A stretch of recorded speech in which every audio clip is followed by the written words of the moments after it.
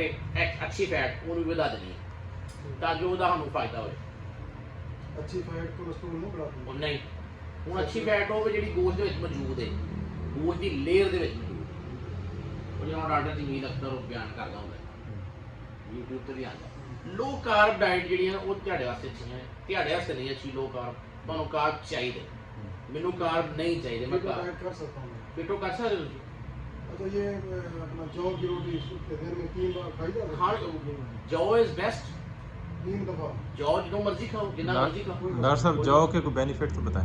जौ का सबसे बड़ा बेनिफिट ये है कि जौ अंदर कुछ नहीं रहने देता, आंत सारी खाली कर देता, मैदा सेट रखता है, कब्ज नहीं होने देता, एंटीऑक्सीडेंट है, प्रोटीन इसके अंदर ज़्यादा है और कैल्शियम अच्छा है इसके अंदर, जिंक अच्छा है, कार्बोहाइड्रेट लो कार्ब है और बेहतरीन चीज़ है।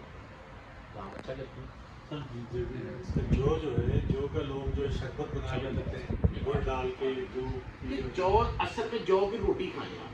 जौ का दलिया भी वो अफेक्ट नहीं करता जो जौ की रोटी है। सुबह का दलिया जौ नहीं जौ की रोटी इस्तेमाल, रोटी ज़्यादा बेस्ट है। जौ की रोटी वेरी बेस्ट और एकदम टेस्ट गन्ना की रोटी ना बहुत अच्छा, सख्त नहीं होती मज़ेदार, अच्छा टेस्टी। मैं पिछले 2-2.5 साल तो इस्तेमाल कर रहा हूँ, कोई इशू नहीं है।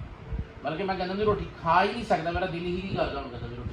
जिसम ਜਿਹੜੀ ਮਿਨਰਲਸ ਚਾਹੀਦੇ ਨੇ ਸਭ सब ਇਹਦੇ ਵਿੱਚ ਮੌਜੂਦ ਹੈ, हर चीज़ मौजूद है, जिंक मौजूद है, कैल्शियम मौजूद है, विटामिन मौजूद है, प्रोटीन मौजूद है, कार्बोहाइड्रेट मौजूद है। यानी बॉडी की जी नीड्स ने बेसिक नीड्स उन्होंने सही कर, शुगर नहीं है। शुगर लेवल बैलेंस रखता है।